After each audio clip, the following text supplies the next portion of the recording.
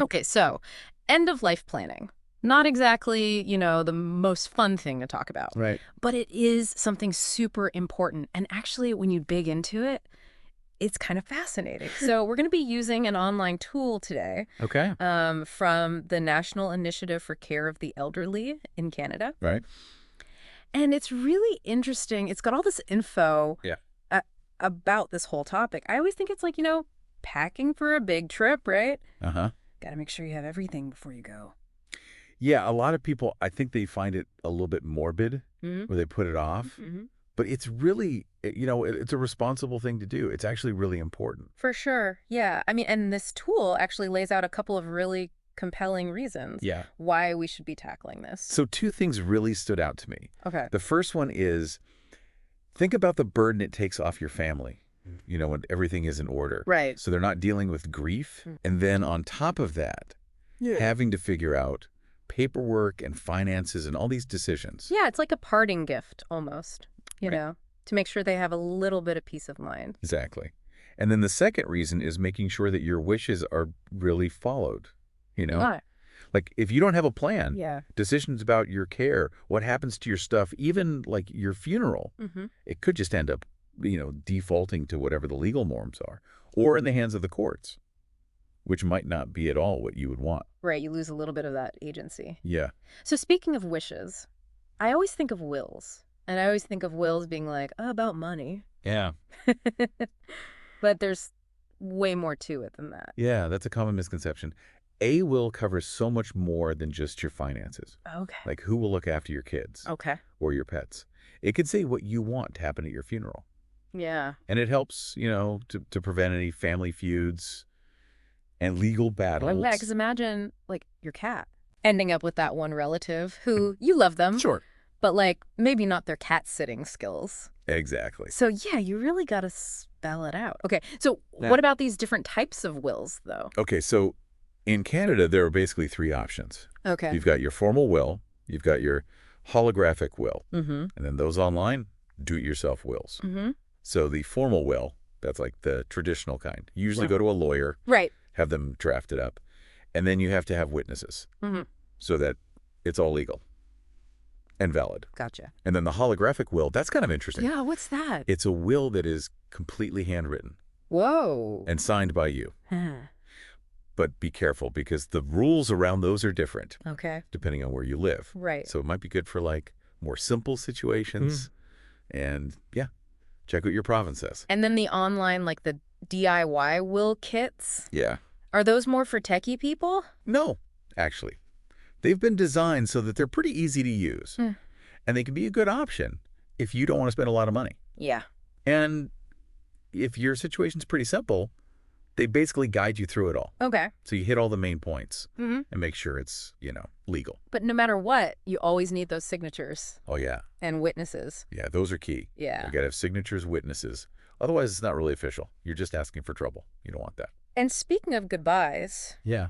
this guide mentions funeral costs. Yeah. And that kind of caught my attention. Well, funerals in Canada Mm-hmm. can be anywhere from like $2,000 Okay. to over $10,000. It Yeah. really depends. Yeah. Wow. That's a lot. So it makes sense why the guide says to plan ahead. Yeah, pre-planning can be really smart Mm-hmm. financially. You can actually lock in prices sometimes. And it protects you, if costs go up. Mm. And it really takes the pressure off your family to have to make those decisions when they're grieving so they can just focus on, remembering you. Absolutely. And you can make sure, like, it really reflects your wishes, Yeah. the music, the whole service, everything. I did see this thing about memorial societies and funeral co-ops. I don't Mhm. really know about those. So they can be a good option if you're looking for something a bit different. Okay. They're more community-based, Okay. and they usually offer, like, simpler services, Mm-hmm. and they tend to be less expensive. So they're focused on keeping it simple and affordable. Yeah, exactly. And sometimes they're really big on being, eco-friendly. Interesting. So power of attorney, you're Yeah. basically choosing someone to step in, right? Yeah. And make decisions for you if you can't. That's it. Yeah. Power of attorney, or POA, basically gives someone you really trust the legal right to handle your affairs. So that could be, your health, Okay. or it could be like your money and property. Right. Like when your friend picks out your outfit Yeah. because they have better style than you. Exactly. But obviously this is like a bit more serious. Yeah, the stakes are a bit higher. Higher stakes. Yeah. So for power of attorney, Mm-hmm. what are the steps to set that up? Okay, well, the most important thing is choosing the right person. Right. Like someone that you really, really trust, someone who gets you and who you know will make the choices that you would want. Okay. And then you have to decide, what decisions can they make? Like, what's included? Then you make it all official Okay. with a power of attorney document. Sounds pretty simple, but I'm sure it's got some little details. Yeah, it depends. Some provinces might say you need witnesses, So, or you have to get it notarized. It's always best to double check. yeah, always a good idea. So managing stuff, it makes me think about now with the digital age, Mm-hmm. it's like a whole other thing. Yeah. You got to think about what happens to your online accounts and all your stuff online. Yeah, that's a really good point. And you know what? A lot of people forget about this completely. Yeah. But it's your digital legacy. Yeah. All your accounts, your social media, your files, even like cryptocurrency. And if there's no plan, it can be a nightmare for your family. Oh, I have a story about that this one time with a forgotten password. Oh, no. It was chaos. But yeah, you're right. Those digital assets, they're just as important as your physical stuff. Yeah, and it's like you need a digital executor, Mm-hmm. someone who can take care of your accounts and make sure things happen the way you want. So basically, making a list of all your digital stuff, like logins, passwords, all that, Mhm. and keeping it safe, but make sure someone you trust can access it. Exactly. And then decide for each account, what do you want to happen? Do you want it deleted? Do you want it memorialized? Yeah. Or can someone take it over? I didn't even know some platforms let you set what happens after you die. Yeah, a lot of them do. So you can check that out and set it how you like. You can also write down your wishes for your digital stuff in your will. Or you could even make a separate digital estate plan. Right. So be proactive, think ahead. I like it. Absolutely. Yeah. And remember, this isn't just a one-time thing. Yeah. Technology is always changing. Right. So you should check your digital asset plan every so often. Yeah. And update it. Yeah, it's like your plan needs checkups, just like you. That's a good way to put it. Mm-hmm. So the guide also talks about these other things like revocable living trusts Okay. and beneficiary designations. Those can be really helpful, especially if you have a lot of assets Gotcha. or if you want to avoid going to probate court. Probate court. Mm-hmm. What's that? It's basically when the court gets involved. After someone passes away, Okay. they look at the will and decide how everything gets divided up. And it can take a really long time, Oh. and it costs money. Oh. So if you can avoid that, it's better for everyone. Yeah, for sure. So revocable living trust, that's like you put your stuff in a trust Yeah. while you're still alive. Mm-hmm. You control it. And then when you pass away, it gets divided up how you said. Exactly. So it's all planned out. Oh, And you avoid going to court. gotcha. And then what about beneficiary designations? So that's actually pretty simple. It's just instructions that you give to Yeah. your bank or your investment company Okay. to say who gets specific things, Yeah. like your life insurance Yeah. or your retirement savings. Okay. That way it goes straight to them, Yeah.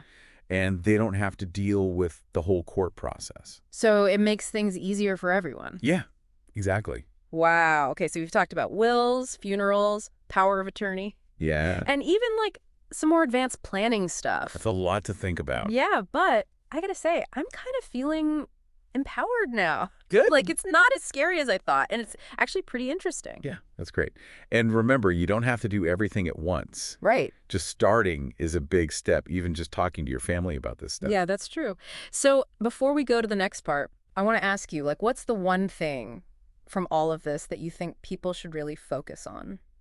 For me, I think it's power of attorney Okay. because it's about choosing who you trust the most to make those big decisions for you. Mm-hmm. If you can't, Right. it's a big responsibility. Okay. But it can also give you a lot of peace of mind, knowing that someone you love is there to look out for you. Yeah, that's a really good point.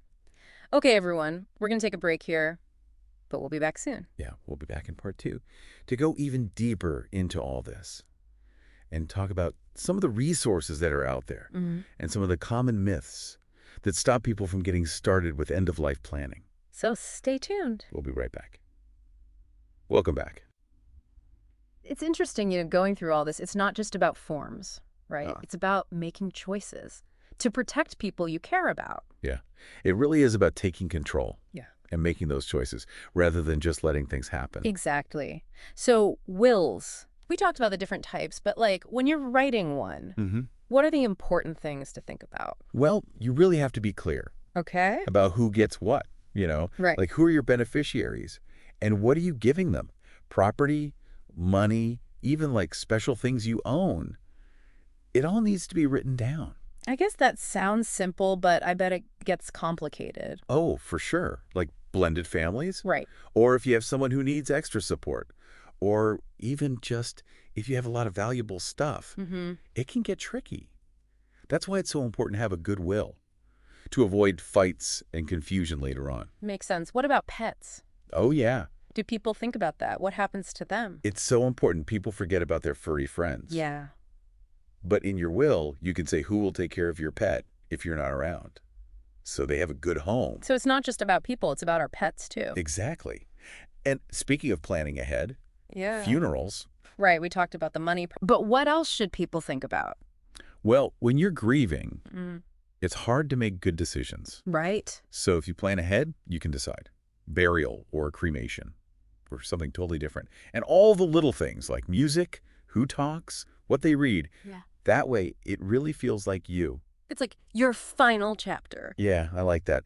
And your family doesn't have to stress about it. They can just focus on remembering you. Okay, power of attorney. Mm-hmm. We talked about personal care and property, but what does each one actually do? Okay, so personal care means someone can make choices about your health care, Okay. where you live, all that. If you can't do it yourself, like what treatments you get or what kind of care you need, even just your daily routine. So they're like your advocate when you can't speak for yourself. Exactly. And then property, that's about your money. So they can pay your bills, manage your investments, all of that. This sounds super important, especially if things are complicated. It is. Whether you have a lot of money or not, it can really help your family to have someone take care of that stuff. What if you don't have power of attorney and something happens? Uh-oh. Yeah. That's when it can get messy. Right. Because then the court might decide who makes decisions for you. And you might not like who they pick. So it's about having control, even when you can't. Exactly. So we talked about revocable living trusts and beneficiary designations. Yeah, those sounded a little more advanced. They are. But they can be really useful if you have a lot of assets or want to avoid probate court. Can you remind me what they are? Sure. So a revocable living trust, it's like you put your stuff in a special box. Yeah. While you're still alive. Okay. You manage it. Yeah. And then when you're gone, it goes to who you said. It's all planned out, no court stuff. Exactly. And beneficiary designations, that's easier. You just tell your bank or whoever who should get your money, like your life insurance or retirement savings. So it goes straight to them, no hassle. Yeah, it just makes things easier. Okay, so we've talked about wills, funerals, power of attorney, even this more complex stuff. Well, we've covered a lot. But now, the big one, digital stuff. Ah, yes, the digital age. Yeah. It's a whole new world. I know, I haven't really thought about it much. What exactly counts as digital assets? So think about all your accounts online. Okay. Email, social media, your bank, online stores, cloud storage, even games. They all count. And they need to be part of the plan, right? Oh, yeah, just like your other stuff. Otherwise, your family has to figure it out. And it can be a real mess. Yeah, like what if they can't access your accounts or someone hacks them? Exactly. It could be a big problem. Yeah. So you need a plan for your digital legacy. Okay, so what do we actually do? Well, first, you have to know what you have. Make a list of all your accounts, usernames, passwords, all that. Okay. Keep it safe, but make sure someone you trust can get to it. Like a master key, but for online stuff. Oh, yeah, that's a good way to think about it. Then you decide, for each account, what happens. Delete it, keep it as a memorial, or give it to someone. I didn't know you could do that. Like set what happens after you die. Yeah, a lot of platforms have options for that, so you can choose what you want. You can also write it in your will, or even make a whole separate plan just for your digital stuff. So it's about being in control, even online. Exactly. And just like your other plans, remember to check it every so often. Because things change. Yeah, technology moves fast. You know, through all of this, what I've realized is this isn't about being sad or thinking about bad things. I agree. It's about making choices to protect yourself and your loved ones. It's about taking control. Yeah. Not being afraid. It's about being responsible for your life. I like that. Okay, so we've covered a lot. Wills, POAs, digital stuff. But there's one more thing we need to talk Oh, about. yeah, the emotional side of all this. Yeah, it's not just practical. It's about feelings, too. In part 3, we're going to dive into that. We'll talk about resources and support systems, and also how to deal with the things that stop people from having these conversations. Nope. Sounds like we have a lot more to explore. We do. So stay with us for part 3, where we'll keep talking about end-of-life planning in Canada. So we've talked about all the practical stuff, Hmm. but now let's get into the heart of it all. The more personal side of end-of-life planning. Exactly. We can get caught up in the paperwork and forget, this is really about values. Yeah. What's important to us, our legacy. It's about making sure your wishes are known Mm-hmm. and that they're followed. And it's also about, making things easier for your family when you're gone. Yeah, 'cause it's already a tough time. It is. Actually, recently I had to have this conversation with my family. Oh, yeah? And it was kind of awkward. We're not really like a touchy-feely family. I think it's really common for people to avoid those conversations. Yeah. They don't want to think about dying Yeah. or make their loved ones upset. Yeah. But I think being open about it, even though it's hard, it can be really good for everyone. Yeah, like taking the fear out of it Yeah. and just being practical and kind. It doesn't have to be all doom and gloom either. Right. It could be a chance to tell stories, say thank you, and share advice with people you love. Yeah, it's about making sure your values live on, even when you're not here. Yeah. But what about people who, don't know where to start? Yeah, it can be overwhelming, but there's help out there. Like that online tool we've been talking about Mm-hmm. from the National Initiative for Care of the Elderly. Mm-hmm. They have tons of information on their website. Right. And there are professionals, too. Oh, yeah. Like lawyers, financial advisors, Mhm. even end-of-life doulas. They can really help you with all the details and give you support. Okay, so help is out there, but what about, the things people believe that stop them from doing this? Yeah, like those myths. Yeah, the myths. I think a big one is that it's only for old people Okay, yeah. or people who are sick. But that's not true. Anyone can benefit from having a plan. You just never know what's going to happen. Yeah, it's not about knowing the future, it's about being ready, just in case. Exactly. Another myth is that it's too expensive or too complicated. But there are options for everyone. Right, like we said, there are simple wills, and then there's, the whole estate planning thing. Yeah. And even just starting small, like having those conversations or organizing your papers, Yeah. that makes a difference. I've heard that avoiding probate court is a big reason people do this. Yeah. Can you explain what that is again? So basically, it's when the court has to get involved after you die to make sure your will is legit Mm-hmm. and figure out who gets what. And it can take a long time Okay. and cost a lot of money. So if you can avoid that, it's good for your family. Yeah, less stress for everyone. So before we wrap up, I want to ask you something. Imagine you could give your loved ones just one piece of advice. What would it be? That's a good question. It really makes you think about why this is all important. It's not just about stuff. It's about making sure the people you love know what you want. Yeah, and that they feel your love even when you're not there. That's a good way to put it. And guys, remember, this isn't a one-time thing. You should revisit your plan as life changes. Use those resources, talk to your loved ones, and make a plan that gives you peace of mind. Yeah, end-of-life planning might not be fun, but it's a gift. To yourself Mm. and to the people you care about. It's about clarity, being prepared, and showing love. Well said. Thanks for joining us on this deep dive into end-of-life planning in Canada. We hope it's been helpful and maybe even a little bit inspiring. Take care, everyone.